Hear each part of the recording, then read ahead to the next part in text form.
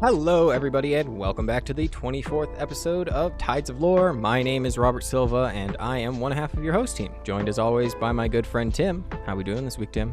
I'm doing really good, man. We started our Mythic Plus grind last night. Me, you, Bubba. It was a good time, big dog. I don't know about you.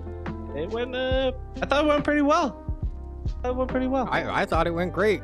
I was expecting like at least a wipe or two, but you know we had a few deaths. Nothing that stopped our runs. Yeah, I died. What did I die to? Candle King. Oh yeah, I got knocked back, stunned into the AOE, and bubble was not up, and I died. Yeah. But other than that, I think you did not die, right? I mean, only by the grace of Bubba being the best healer, number 18 shaman healer on his server. I don't think he's 18. Literally, when we were running, I don't actually know anymore. It was like the PvP rankings anyway. But because when we were running Mechagon, I kept getting those lag spikes. I don't know if OnlyFangs was getting DDoSed again or what, but I would just completely freeze and have to stand there, and somehow did not die by the grace of my healer. It might be your computer. We need to there's a donation goal started. Get you new. No, I'm kidding. I will say my 2070 is falling out of its capabilities nowadays, but also graphics card prices are... Yeah, I can't imagine buying any sort of electronics right now. But beside the point, Mythic Plus, great time. That's fun. Oh, I'm getting all the characters up with this leveling event, man. Getting their transmog on point, getting their class mount from Legion. That's what's on my to-do list right now. But yeah, what about you, Big Dog? I've also been enjoying the buff that's been out since 11.5.1 or 11.1.5, but I've been doing all the Dragonflight stuff that I never ended up doing in the first place because I only played the first season of Dragonflight and there was a lot of time-gated stuff and I just never came back. So I got Emerald Dream, I got Avarice, I got a bunch of shit that I've been doing. I'm probably going to finish that up pretty soon. Didn't you get to Exalted and everything pretty quickly? Yeah, I got pretty much all of them to Exalted. All the main ones were easy enough to get. Now I'm just mostly grinding the Emerald Dream one because you have to do like the seed growing to get the most rep that you can. And yeah, believe it or not, there's not a ton of people still running. Dude, it was easy. I remember that was the only one I got to max in current content, was just because it was so easy to max because everyone was doing it for mounts and stuff. It was I like that patch, man. That was a good patch. Dragonflight overall was good, man. It was a fun time. Well, as I've been replaying it again, I'm like, man, I really did myself a disservice by not giving myself the opportunity to play this while it was actually current and stuff like that. Because even as I'm just doing the quest, like, there's a bunch of small minor quest lines that tie back into a ton of the history of WoW that I am like, wow, that's literally Goldrin right there. There's like, and just all sorts of stuff like that. I mean, I'm not going to spoil what this episode is, but I think we're going to talk a little bit about the Emerald Dream from what you were talking about before the show. Sure. And don't you literally go to the Emerald Dream, or what do you go to? And yeah. No, it's technically the Emerald Dream. It's like you phase into another existence, even though it kind of just appears on the side of Oharana Plains? Oharan? Anaran Plains, I think. Onara. That's what it is, yeah. Yeah, so like I thought you would love that patch, you know? But it was so cool. Dude, the and Druid forms. You could get cool Druid forms from just glyphs that drop or something. I thought you would love that. And, I mean, even when I just barely started doing the quest line, because I'd literally done none of it, getting that full-sized fairy dragon to ride around, love that mount. That mount is so cool. Yeah.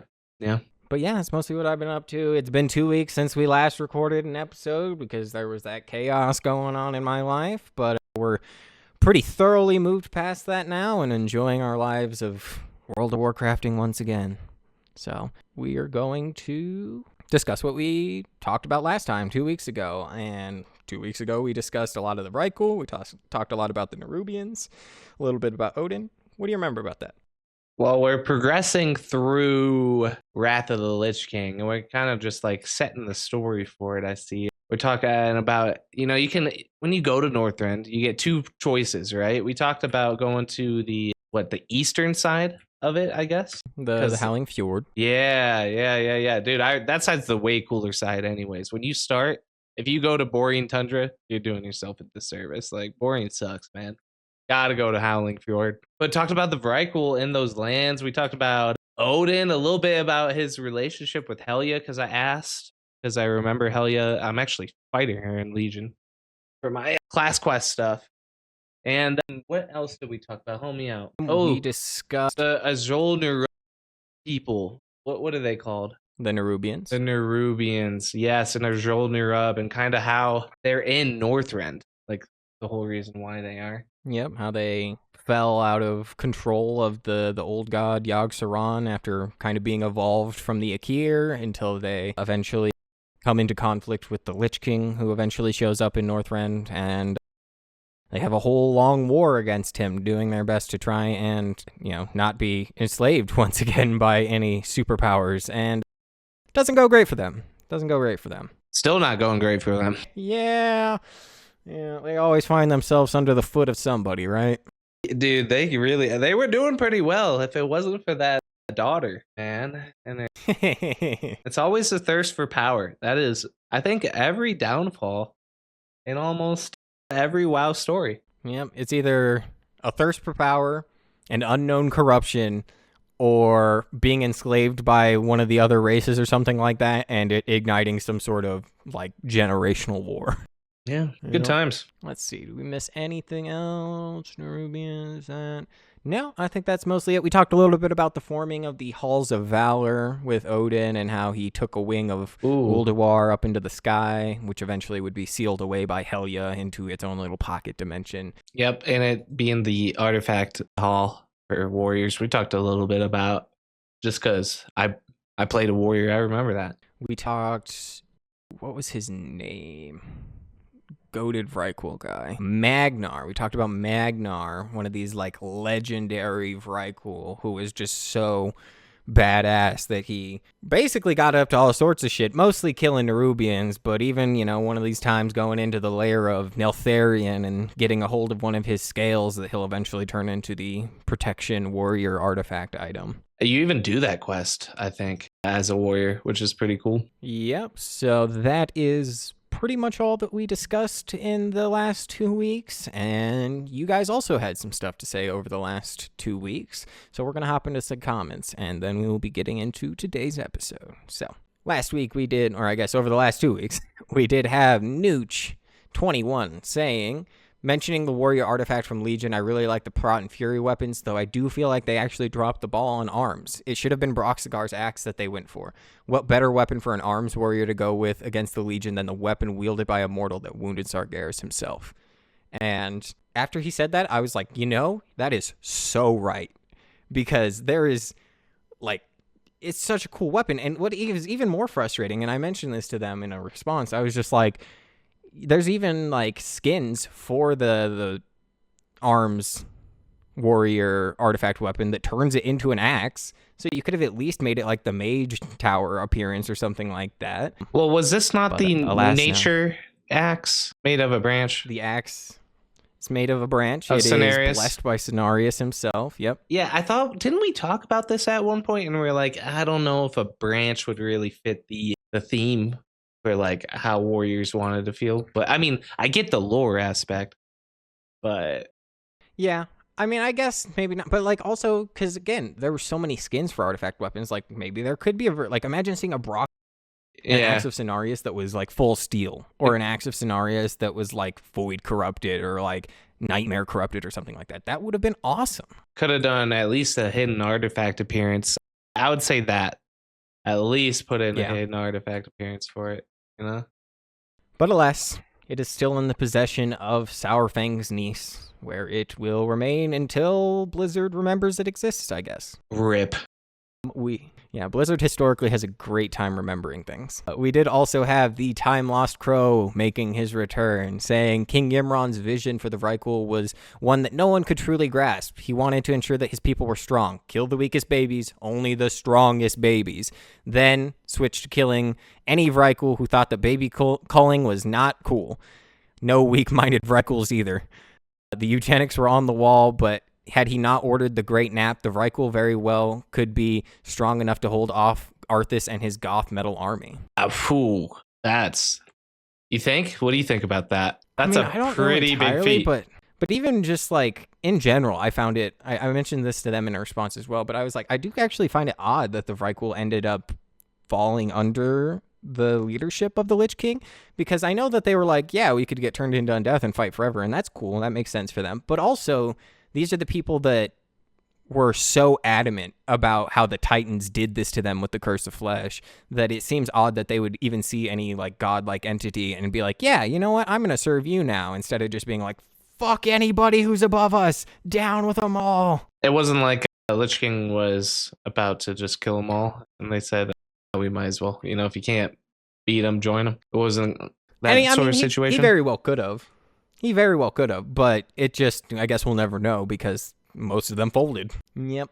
And then lastly, for the comments from the previous weeks, we did have Missy2592 saying, sending virtual love and wishes for healing to you and your fiance and yourself. Thank you for doing your work despite the horrors of life. Love listening to your stuff. And I just wanted to throw that one in there because, yeah, as you guys know, that's the whole reason that we had this little break here. And to be honest with everybody and be candid, like, it made me super anxious to even take the break because, I mean, this channel has been doing so well and obviously the circumstances called for it, but regardless, I didn't want to feel like I was letting you guys down, but comments like that really did help to encourage me to at least continue taking care of everything I needed to while knowing that the people who love this channel will be here when we get back. All right, and with that, those were all the comments from last week, and today we are going to be moving into some of the lore of the Grizzly Hills. There is surprisingly a lot of stuff to get into this week, so let's just hop into it. Before we dive into today's story, don't forget to hit that like button, subscribe to Tides of Lore on YouTube, or if you're on Spotify, leave us a 5-star rating. It really helps the channel and ensures you won't miss a moment of this adventure. Now let's get started. So, for me, at least, when I went to go research this episode, I was looking for, like, what is the real major storylines of Grizzly Hills? Because there's a lot going on there where it's, like, some Venture Coast stuff, and there's, like, just, like, kind of side plots that do go around in it as you're kind of doing it, like most zones when you're playing World of Warcraft. But the kind of main overarching one that I would usually remember from back when I was playing Wrath or whatever is Ursoc. So we're going to talk about Ursoc and his brother Ursol. My spirit will prevail. Yeah, I remember the Furbog, and I remember we already touched on it, the big tree, which fuck up Fandral. Thanks to him, that's why that tree's there. So yeah, hey, we're learning, man. Throw the clown Fandral on screen. So, are you gonna be playing the Grizzly Hills music in the background? That's my question.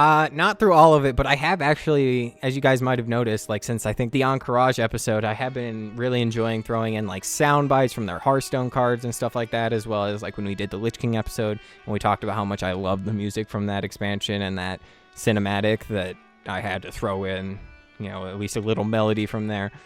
So we'll definitely probably be continuing to throw in some music, and I do know that anytime there's a Reddit post about what's the best music in World of Warcraft, top one, always 100% Grizzly Hills. Yeah, man. I mean, they even made in Dragonflight, the zone with the Tuskar is based off of Grizzly Hills.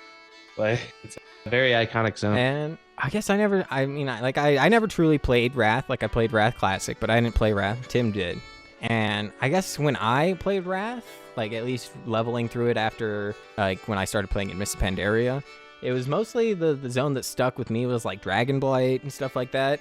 But it seems historically people have a very, very fond connection to the Grizzly Hills. And it makes sense. It's truly a beautiful zone. And again, that music, I think one thing that Blizzard has never really faltered on, regardless of how good their storytelling is, their music and their like artistic talent in that regard was always something that helped to immerse me in the world. Yeah, they're unmatched. Neil Ackerman, who's the guy that composes a lot of the World of Warcraft music, you fucking kill it. You're probably not listening to this, but if you are, come here and give me a big ol' smooch. Well, them and the art team have been carrying Blizzard. Neil Ackerman, my bad. Have been carrying Blizzard. I mean, the art direction, I don't think the art direction has ever been bad. I don't know. Maybe someone could argue they don't like, mop or something. But But that's the thing, is Mop, like, even if you don't like the art style of Mop, you can't deny that it's unquestionably unique. And even then, like, the jump from Cataclysm to Mist, like, the detailing that they started putting into their buildings and detailing that they started putting into just their environments really did kind of take a leap upwards in its quality. Yeah. And, I mean, I do not like BFA, but when I'm standing in Borealis and they're playing me that little shanty jingle, it feels like I'm playing Fable for the first time. And I love it. I'm not the biggest fan of that vibe, but it is different. They have a lot of different unique places. It's quite cool. It is indeed. But back to the Bear Brothers. So, to get into these two bears, long before they were ever wild gods, which is what they will go on to be, as we have seen them in the War of the Ancients and stuff like that, they were simply two bear cubs.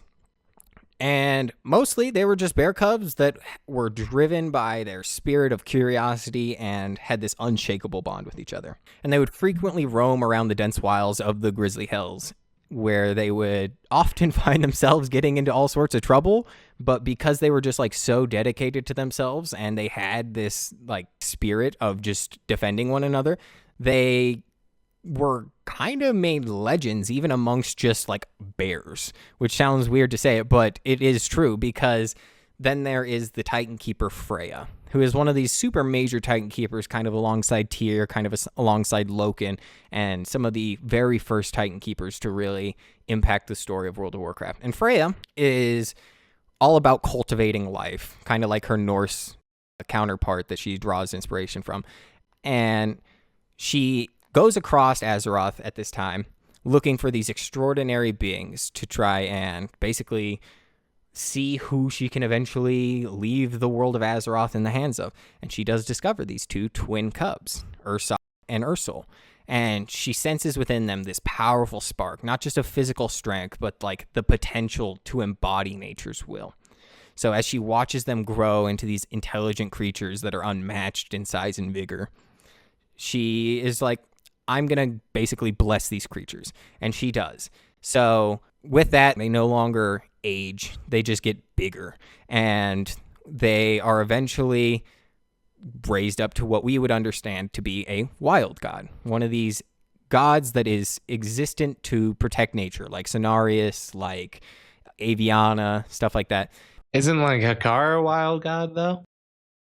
Hakar is also a wild god, though a lot of, considering he comes from the trolls, is mostly seen as a Loa. But yeah, same thing. I think aren't Loas wild gods too? Because there's other Loas. Yeah, and they are. Like, even when I was just doing that Emerald Dream stuff, there is like the Loa of Change. And the Loa of Change is in the Emerald Dream because the Loas, like we mentioned many times before, are also just wild gods with a different name. But with this, with Ursoc's transformation into a wild god, he goes on like these grand pilgrimages across the world and sees more and more of the world. And as he does, he gains more and more of a respect for nature and more of a desire to protect it at all cost.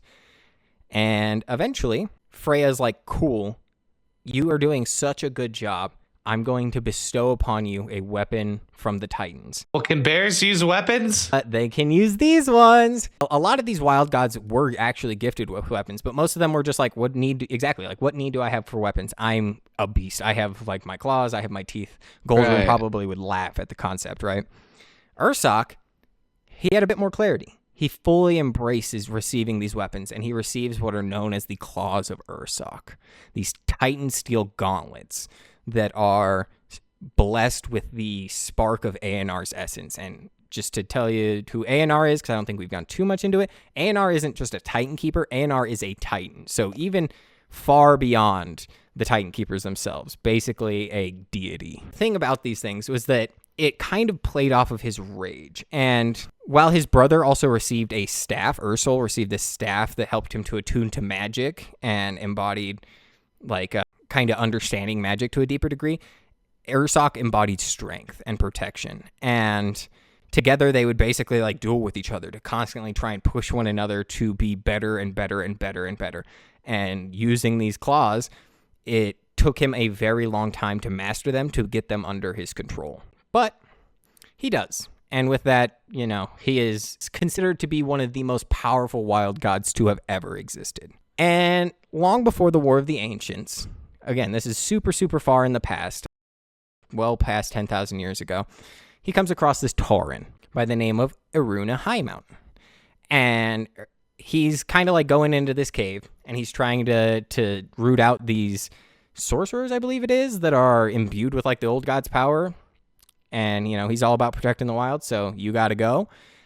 And this figure appears to him, this Tauren, and they're like, hey, I have gone on a pilgrimage. I have my family's legacy weapon, Talon Claw, which we did mention was in the possession of Hun Highmountain by the time of the War of the Ancients. And I want to help you because the whole point of this Tauren's pilgrimage is to kind of prove themselves as worthy to lead the Highmountain Tauren when the time comes. So she goes in there. She helps out Ursoc to root out all of these old god corrupted minions. And then Ursoc is like, wow, you're such an inspiring figure about protecting nature and stuff like that. I'm going to also bless your spear.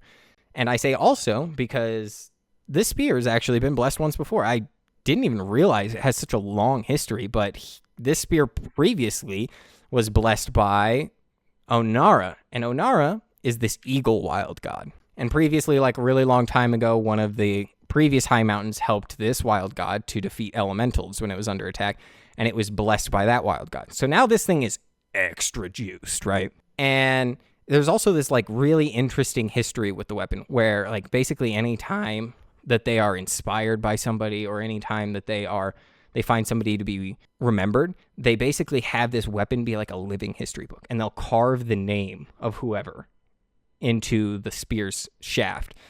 And she carves Ursoc's name into the shaft. And that is just I think a fun little side note mostly because then, you know, however many thousands of years, hundreds of years will go by, and then the War of the Ancients will roll around.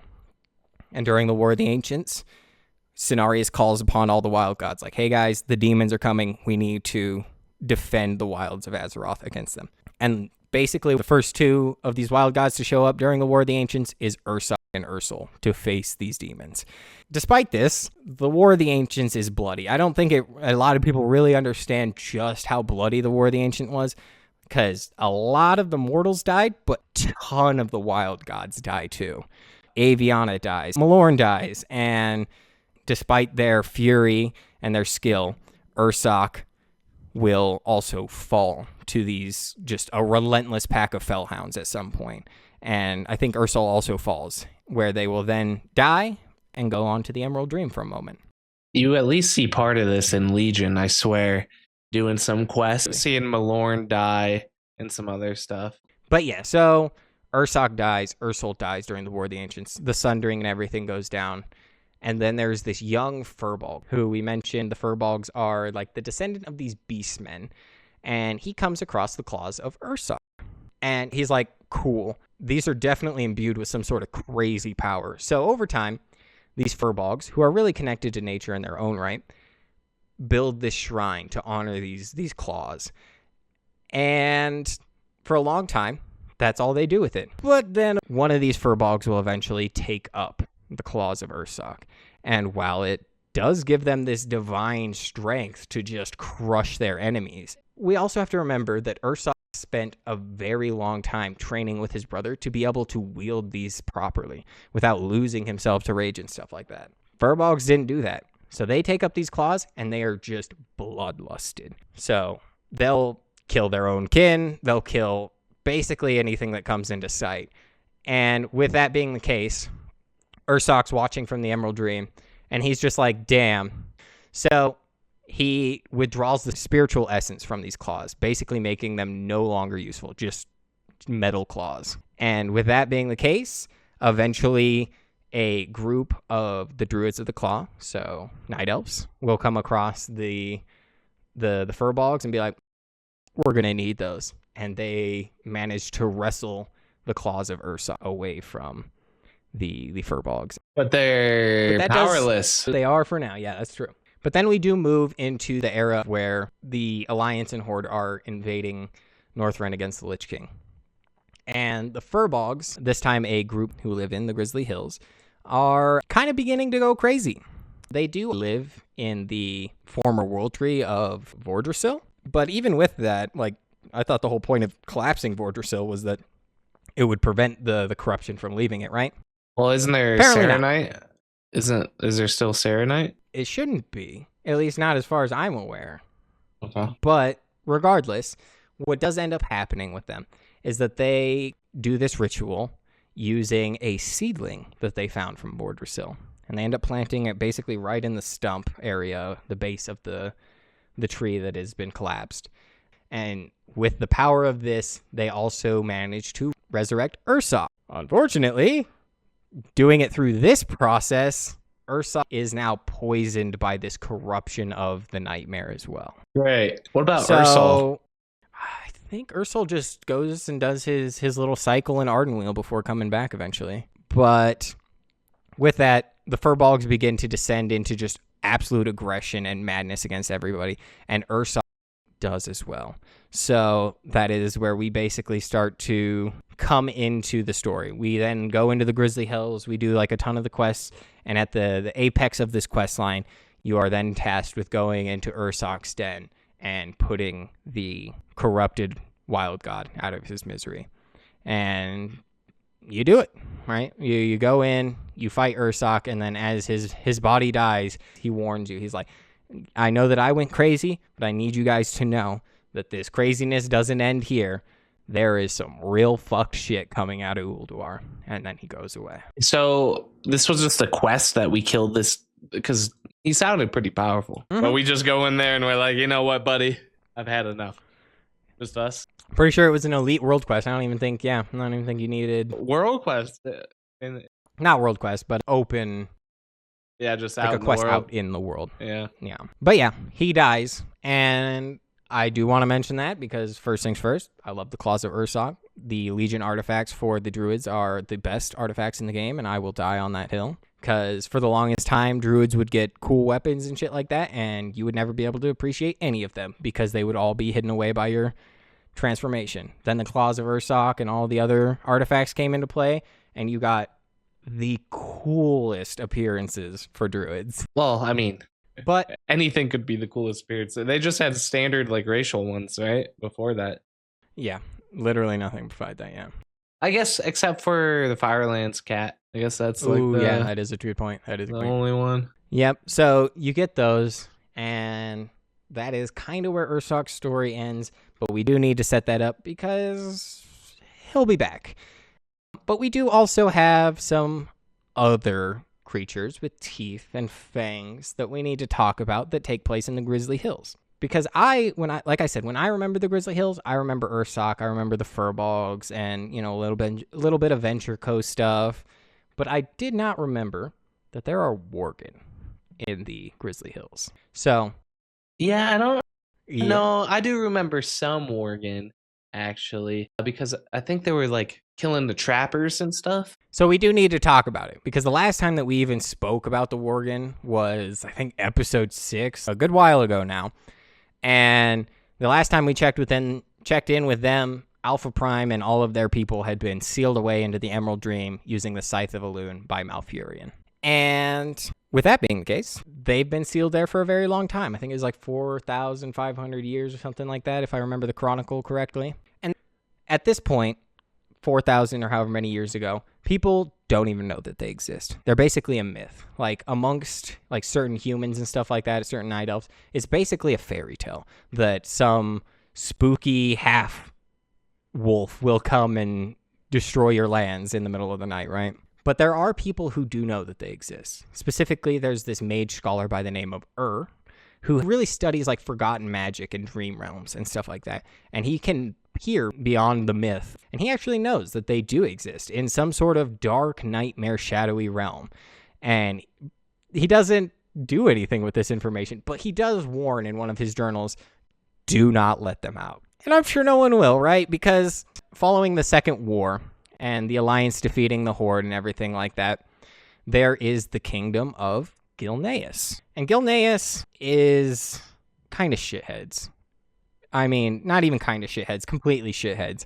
Because after the Alliance defeat the Horde, the Gilneans are like, all right, we should just execute all of the orcs. And King Tyrannus, who is the leader of the Alliance of Lordaeron at this point, is like, I'm actually just going to put them into internment camps. And This pisses off the Gilneans even more because being part of the alliance, they have to front some of the taxes for keeping them fed, clothed, homed. Even if it's not a good life, they see it as an absolute waste of their resources. So they get really pissed off. And eventually they're like, you know what? They see the high elves leave the alliance, and they go and hide themselves away in Quel'Thalas. And Gilneas is like, I think I'm going to do the same thing. You know what? I really don't fuck with you guys, and I don't care about you guys. So they go. This king, Gen Greymane, For Gilneas! has lost faith in unity. And he decides, he pulls up a map of Gilneas, and he sees this spot where basically the mountains meet. And he's like, I'm going to build a massive wall between this area, and I'm just going to seal off my entire kingdom from everyone on the outside. And then from there, we won't have to worry about anything because we basically can get all the resources that we need from within our own kingdom. And while this is already a shitty thing to do, there's even a shittier part of it because there are lands that they end up sealing off on the outside in the Silver Pine Forest that are technically part of Gilneas. They seal away their own people. And this is what ends up pissing off a man by the name of Lord Darius Crowley. Rush the enemy! Defend Gilneas! And it doesn't immediately cause him to be against his king, but at this point he is also being rubbed the wrong way, very similar to the way that the Gilneans were being rubbed the wrong way by the Alliance. So that happens. The wall is being built, and the wall is basically just barely finished as the third war is about to kick off. So there is words of all these death cults in all these other alliance cities and whatnot, and the wall ends up getting finished, and they basically, like I said, they just close it off to everybody. So with that being the case, Medivh will end up warning Jaina about, you need to flee to the lands to the west of Kalimdor and take as many people as you can with you. Jaina collects all the people that she can. She even reaches out to Gilneas and being like, do you guys want to come? And obviously, again, Greymane's like, fuck off. What the fuck would we do that for? But Darius Crowley is like, actually, I think that you might be onto something. So he ends up going against his king's orders and sending a group of their men off with Jaina to go across the sea. So the Scourging of Lordaeron will then begin. Arthas returns home, kills his father. Everything goes to shit in the Eastern Kingdoms, including, as he's beginning to march north to go to the Sunwell and resurrect Kel'Thuzad, he sends a bunch of his army to the west, and they run into the wall known as the Greymane Wall, which again has now been completed, but isn't necessarily impervious. So after the Scourge wash over what is known as Silver Pine Forest, a bunch of those people that were in the area that were outside of the wall, still Gilneans, the Pyrewood village in the Silver Pine Forest, they run away from the Scourge. They go to the gates of Gilneas, and they are not let in. They refuse to open the doors for them, for any refugees at all. And they're like, it's not our problem. So they will end up trying other things. Like, for example, there is this ship known as the Sea Wolf that is then filled with certain Gilneans and then sent off into the sea to go to Stormwind. But on their way there, they get hit by this massive storm, and they're sent off course, and they don't really know where they're at anymore. And it's just for weeks and weeks that they are floating around in the Great Sea, when eventually they are once again hit by another storm, and this time it washes them ashore in an island that they've never seen before. But they do know that it is at least one point inhabited, because on the edge of this land, they see a massive black structure. And we would know this area as the Black Hold, where the Night Elves initially started their rebellion against the Highborn and stuff like that to go and face the demons that were coming out during the War of the Ancients. This is on the Broken Isles. And with no way to get home, their ship's smashed upon the shore. They're like, all right, I guess we're just going to stay here. We don't know where we're at. So they build their little town known as Bradensbrook. So if you ever played the Legion campaign, that's why there are Gilneans outside of the Black Hold in Val'sharah. Yeah, I've seen them with they have dogs, mastiffs or something with them. Mm-hmm. And I never have put it together why they were there. I just kind of was killing them to kill them, Very interesting. But there is still back on the mainland of Eastern Kingdoms. You have, again, Greymane as well as the remainder of the Gilneans, and even Darius Crowley doing what he can, right? But all of the Gilneans are like, there's no way that these Scourge could get through our wall. Look, there's just so few of them outside. And I imagine one day they like went to bed and woke up and looked outside, and there was like 100,000 more undead outside. Because the undead are just unyielding, right? They turn everything into them. So they're sieging this wall, and they're doing what they can to fight off these undead. But eventually they're like, I think they're going to break the wall. So Gen's like, I have a great play. I'm gonna go with the Orgrim Doomhammer play, and I'm gonna just swing the gates open and have my dudes charge out there and fuck them up. Usually works. And it goes about as well, and this one would go not very great. They would go out there and they would be slaughtered by the Scourge. And then, of course, because they're Scourge, now all of those dudes that have died are now working against you to once again break this wall. So their numbers have only grown from this attempt. And with that, they're like, dang, we need something that will help us to defend our land. And that's when this guy by the name of Archmage Arugal comes to Greymane. And he's like, hey, I've been studying like these ancient magics or whatnot. And I know that there's these creatures out in this alternate world with immense strength and like primal fury, and they could help us because I can sense that they desire to be freed. And Gen's like, I don't know. Let's try it with one, and then we'll see how that goes. So Archmage Arugal brings one of these Worgen in, and they basically unleash it on the Scourge, and it's really effective. And that's when Gen's like, all right, green light, let him out. So then Archmage Arugal opens up the rift and just begins to have all of these Worgen that have for the last 4,500 years been imprisoned in the Emerald Dream rush out and face the Scourge. And in fairness, they crush the Scourge. I think it's one of the few times that we get any information that the Scourge have ever had to retreat, but they are just fury incarnate, and they kill a ton of these Scourge, and the Scourge are forced to retreat. And there's also this benefit that the Worgen, being kind of blessed with the essence of Elune and being blessed with the life energy of the Emerald Dream, they aren't susceptible, at least not like most normal living creatures are, to being raised into undeath. So when they die, most of the time, unless there's a super powerful necromancer like a Kel'Thuzad or like the Lich King, they cannot be raised into undeath. Interesting. It is possible, and we do see it, but you won't see just a regular undead Worgen. Thank you for tuning in to Tides of Lore. If you're enjoying the story, don't forget to like, subscribe, and share with your fellow adventurers. Your support makes all the difference. Thank you. So, the Worgen pushed the Scourge away, and everyone's all celebrating and whatnot, probably having some brewskis with the Worgen. And then the Worgen are like, yeah, that went really good, but I really like killing people. So, y'all are next. And they turn on the Gilneans, and they begin to slaughter them as well. And it also begins to spread amongst the Gilneans what is known as the Curse of the Worgen, because apparently it works a lot like a vampire bite, where if you're bitten by a Worgen, you can be turned into a Worgen. So in the aftermath of all of this, there are a bunch of these people that don't necessarily know that they're infected with the Curse of the Worgen that are brought into the city of Gilneas before the doors are sealed away, and then it kind of will lead to more stuff with them. But before that, you do have Arugal, that archmage who even brought them in the first place, who sees the Worgen. And he's like, you guys aren't weapons. You're my children. I brought you into this world, and I love you.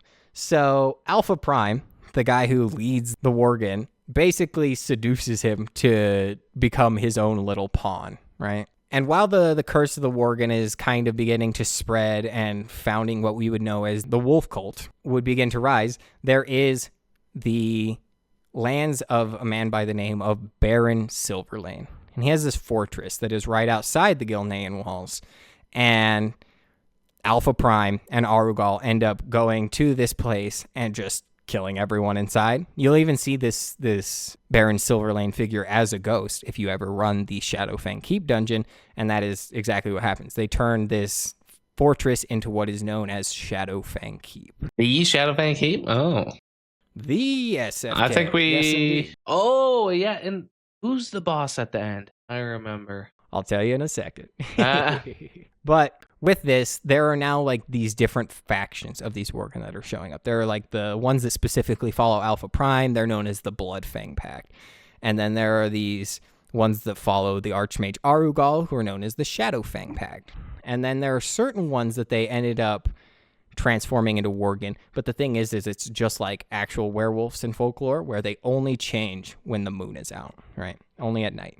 And with Gilneas having sealed its gates once again, I don't even think I have a specific amount of years that it goes across, but it is like a rumor at first that there are Worgen inside, and then it's kind of like a hidden secret that everyone knows. There are Worgen within Gilneas as the Wolfcult begins to spread, even amongst people who are just like, yeah, you know what? Those Wolfcult guys are really spitting, right? Was SFK in So- Gilneas? It's outside of it, technically, yeah. Okay. Just on the opposite side of the wall, yeah. But with this, Greymane's like, all right, I'm going to take another final measure. No one can leave, no one can come in. So not only can nobody come in anymore, but nobody's allowed to take a ship out. No one's allowed to do anything like that. Even people who were like foreigners in their land, they're like, you're stuck here, buddy. That's tough. Don't know what to tell you. And the one person that this really pisses off the most was that guy by the name of Darius Crowley. Because again, he just watched his king abandon his own people outside of the wall. So with this being the case, Crowley is like, I need to undo the tyranny of King Greymane. And he begins what is known as the Northgate Rebellion. So this civil war breaks out amongst the Gilneans with the people who support Crowley, known as the Northgate Rebels, and then the people who still support King Gen Greymane, known as the Loyalists. Sometimes they're referred to as the Royals, right? And as this civil war breaks out across their lands, they begin to, I mean, it really just ravages what is left of Gilneas. Because, I mean, I imagine Gilneas wasn't doing too great. Like, they did have the ability to self-sustain from within inside the wall, but probably not very well if your own people are fighting with each other. And it goes on for, I mean, again, I don't have an exact date of how long it takes, but I would imagine a year, maybe 2 years, something like that, when eventually Crowley is making his final effort to push into the main area of the city and kill King Greymane.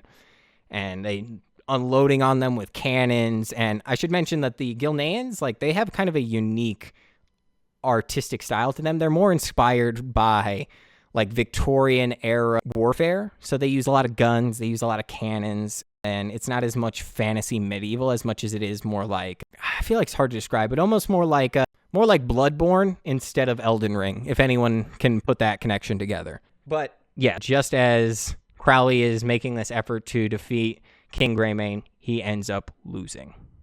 And his offensive is a failure.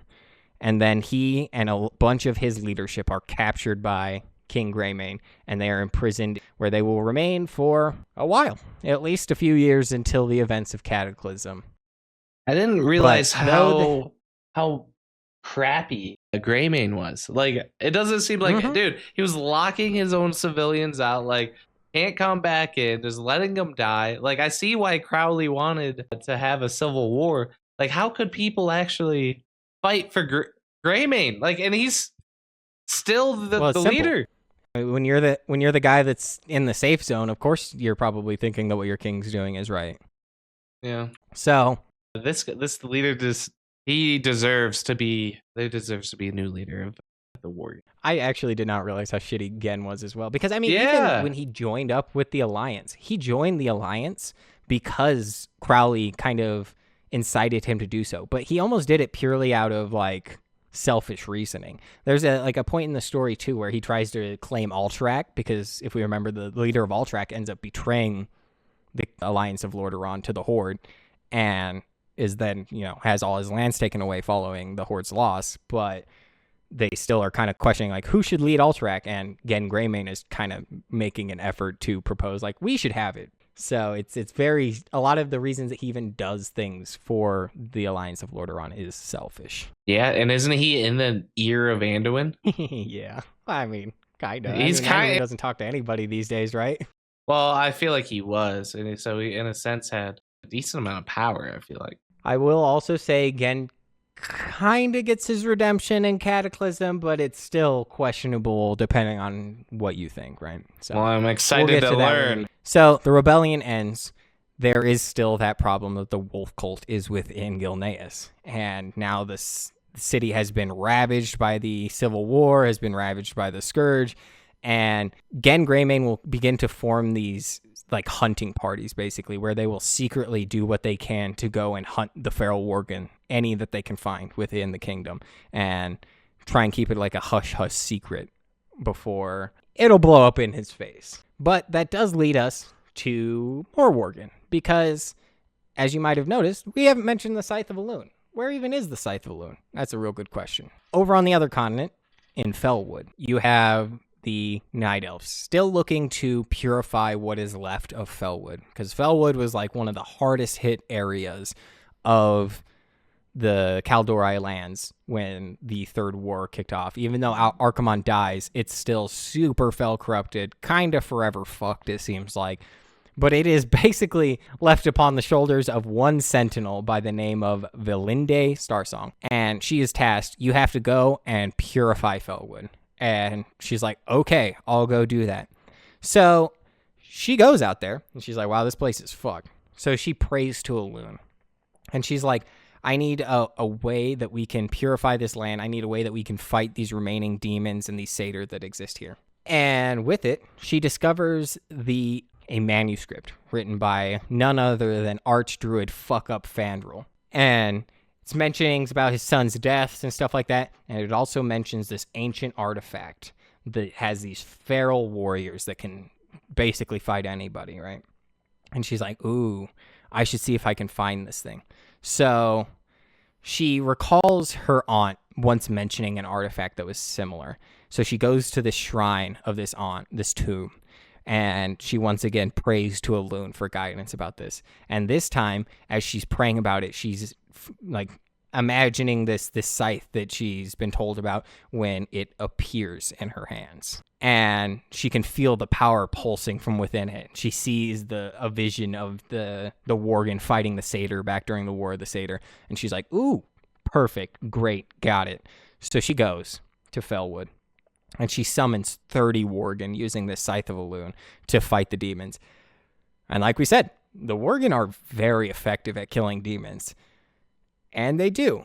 But she does begin to notice, she's like, I had 30 of you, and now I only have 26. I can't quite put it together why I don't have as many as I should. So she's like, all right, you Worgen, stay here, don't move. And she's like, I've heard about this Archmage who's also managed to summon these Worgen on the other continent. I'm going to go talk with him and see if he knows like anything that's going on. She tells these Worgen to stay at the shrine of her aunt. And most of them do, but also by the time that we encounter them in game, a lot of them seem to be missing as well. So Velinde goes to Booty Bay. She crosses the sea into the Eastern Kingdoms, where I don't know why she would land on the opposite side of the continent, but power to her, I guess. And she sends word to Shadowfang Keep, like, hey, Archmage Arugal, I have discovered something about the Scythe of Elune, and I'm coming to you to talk with you about it. But the message never arrives. As it's going on its way there, it's intercepted by somebody who is loyal to Alpha Prime. Well, loyal's a bad word, because this Worgen gets word of it, a man by the name of Varkras, and he's like, if I get a hold of the Scythe of Elune, I could overthrow Alpha Prime, and I could be the guy now. I could be the pack leader. So he goes with 2 of his followers to go and intercept her. And she's beginning to make her way north from where it would be in Booty Bay, and she goes into the land known as Duskwood. As she goes into the land of Duskwood, she is intercepted by those Worgen, by Varkras and the other Worgen. And as they're basically chasing her, she runs into like this cave, and she's doing everything that she can to fight and protect this scythe. But what ends up happening is she drops the torch that was giving her light in this cave, and it rolls across the cavern floor before igniting some leftover explosive barrels from a mining operation that had been going on here so many years ago. And the entire cave explodes and collapses on itself. So it kills Valinda and it kills all these Worgen. And with that, the Scythe of Elune is buried with her, lost once again. But that is when, years later, presumably during the events just prior to the events of classic World of Warcraft, you would have the Defias Brotherhood. And if we remember, the Defias Brotherhood are doing all that they can to fuck up Stormwind. And one of the major things that they need is money, supplies, stuff like that. So they see that this collapsed mine, and they're like, I think we can, get it operational again, and we can use these resources to fight Stormwind. So they begin to clear out this area, and one of these workers was a man by the name of Jitters. Funny name.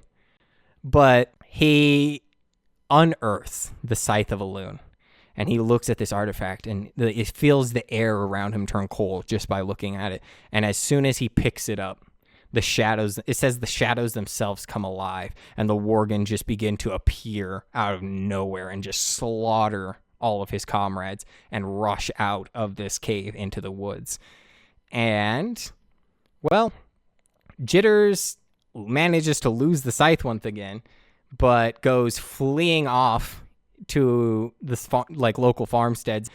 And that is when the owner of one of these farmsteads that he hides at is approached by these group known as the Dark Riders.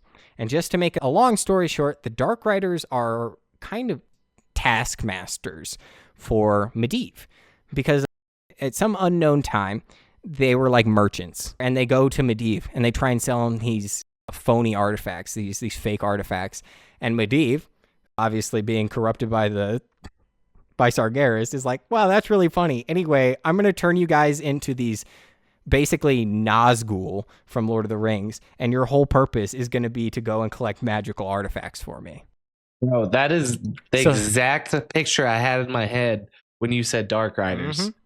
That's awesome. Yep. So these Dark Riders show up after hearing about the Scythe of Elune, and they go to the farmstead, and they end up encountering this man's wife, and they kill her, and they kill all her children. And they don't manage to find the Scythe of Elune, but that is why there are so many Worgen in Dustwood, is because this is where the Scythe of Elune was accidentally unleashed to turn a ton of its denizens into the Worgen, as well as release the Worgen that were in the Emerald Dream. Do they just appear out of the shadows, like you were saying, or? I mean, I would imagine those were like how the first ones appeared, but then, like we said, the Curse of the Worgen can be passed on by biting people, so there's probably a good amount of humans out there, and biting them will turn them into more Worgen. And also, I would believe it, considering that it feels like when I'm running through Duskwood, especially at like level 26 or whatnot, those Worgen pull from 600 miles away, basically appearing from the shadows. They're pretty nasty, bro. Especially if they just appear out of the shadows. They seem almost infinite. Cult of the Wolf begin to interact with the ones that are still up in Silverpine. And that is where we do shift back over to the people over in Silverpine. Because up in Silverpine, there is the Kirin Tor, or at least near Silverpine in the area of Hillsbrad Foothills. And they're like, hey, we haven't heard from Archmage Arugal in a while. Last we checked in with him, he was fighting Scourge, and he was like trying to find some special spell to do that. So they send one of their guys, Sorcerer Ashcrombie, who gets sent to Shadowfang Keep to evaluate Arugal's progress in containing the undead. And that is, I mean, what he does. He goes up there. He doesn't understand that Arugal is totally down with the Curse of the Worgen at this point, because as soon as he arrives, he is imprisoned, which is why you'll find a Mage of the Kirin Tor, if you do the Shadowfang Keep on Classic, that you can free, or if you're a Horde, you can also murder him. But yes, so there is just this escalating unrest across Silverpine and Duskwood, and with that being the case, it has now drawn the eye of that new faction that's kind of kicked up nearby because of all the people that they send into the Silver Pine Forest getting kind of fucked up, the Forsaken, who have now moved into the former city of Lordaeron and founded what is known as the Undercity. And they basically are just like, well, we can't have that. So if you're one of the super cool Horde heroes, you will eventually be tasked going in, after you go into the Undercity, with going to Shadowfang Keep and facing off with whatever is within there.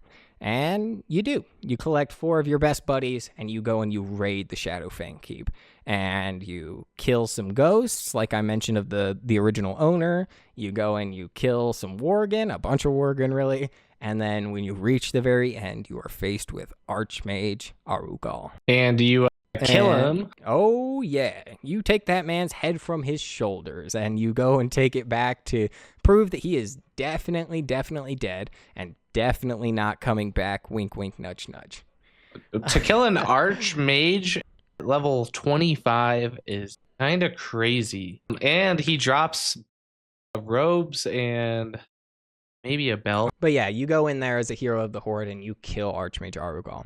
And at some point, somebody buries the man, because I couldn't imagine the Horde heroes being like, all right, guys, we have to bury this guy.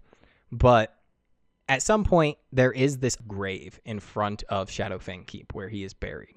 And for the most part, remains undisturbed throughout most of Classic after that, remains undisturbed throughout TBC.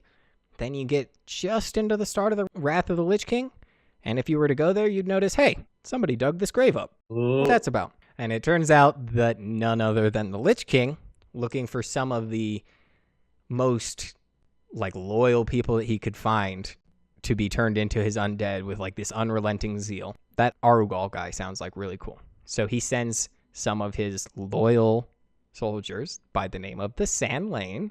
Hey, at least they get mentioned in this episode, right, guys? Yo, Sand Lane video incoming. Yes, sir. I promise you guys, it is coming. We're trying to save it for when it is more applicable, when we can talk more about the mistress and stuff like that.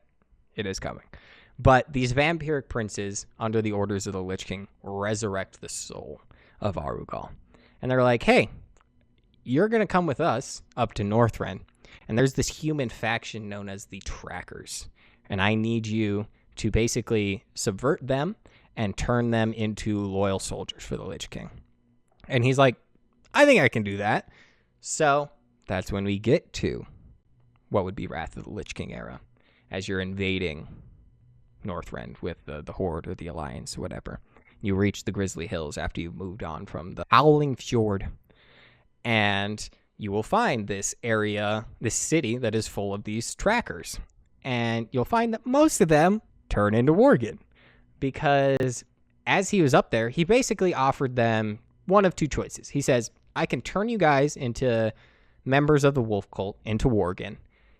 Or we could have the Scourge kill you and we'll just resurrect you as undead. Pick wisely. And there are some people who are just like, I want to be a Worgen. That sounds cool. Sounds better than being twisted to undeath. And there's others that are like, no, I'm not going to do that. I don't fuck with either of those. And, well, he just follows through with exactly what he says. He ends up turning the ones that do agree and slaughtering the ones that don't. And they are just raised as undead. Do you see him once he's raised up from the Lich King? Oh, yeah. Oh, yeah. I don't remember that. So, with that being the case, then, like I said, we arrive in the area. We begin to unravel this plot of the Wolfcult.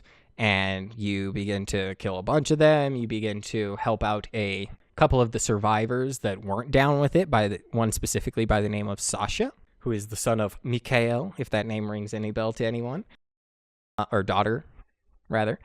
And eventually, it comes to the climax of that story where you will then be told, all right, you need to go to what is known as Blood Moon Isle, just off the eastern coast of Grizzly Hills, and slay Arugal. And, well, I think it's also an elite quest, so you probably take some buddies to go do it. But yes, you go to the Blood Moon Isle, and there you find some Worgen, some elite Worgen that are his lieutenants and whatnot. And by the time that you reach the top of this tower out there, there is the spirit of Arugal, which you will then once again fight and banish from the realm of Azeroth. I remember now. That brings it back. Yeah, you had to go fly to that isle. Dude, that was actually hard. Unlike SFK. Oh, yeah. Yep. So you kill him once again, and that is for the most part where the story of the Grizzly Hills ends. That's most of the major plot points with the Worgen and the Trappers and the Furbolgs and Ursoc. And for the most part, we won't really see the Worgen again, with the exception of there are those certain ones that were seized by the Lich King and reforged into Death Knights. And like I mentioned I think like 2 episodes ago when we were doing Death Knight stuff, my Death Knight was a Worgen. And when you do have the quest to go in and kill like one of your old friends who you knew from a past life, he looks up at you and he says, like, we served under Arugal together. Like, what are you doing? And obviously then you behead him because I'm a loyal Lich King servant. But that is where it seems like most of the Worgen Death Knight would come from, is former servants of Arugal. Interesting. Dude, Worgen Death Knights look pretty badass. Their eyes glowing and just their overall like hunched over physique. Like you can do some pretty scary looking transmogs. Yes, indeed. But with that is the conclusion of our episode. We have quested through the Howling Fjord. We have made our way into the Grizzly Hills. We have, for the most part, talked about the events that take place in the Borean Tundra as well as the Dragonblight area, with the exception of some Infinite Dragonflight stuff, which I was thinking to put in this episode, but we are already going on a pretty long episode here, so that's probably going to be another time. But looking forward, we now are face down with these Storm Peaks, Ulduar, Sholazar Basin, and of course, Ice Crown. Did you have any other questions before we end this episode? No, Greymane is the worst. I thought he was okay before this video, and now I don't like him. So thank you. Yep. Well, you're Alliance now, so you got to learn to love him. No, I can talk about his wrongdoings. What wrongdoings? The Alliance never do anything wrong. We're the good guys, right? I'm learning more and more of the atrocities of the Alliance as well, man. Yeah.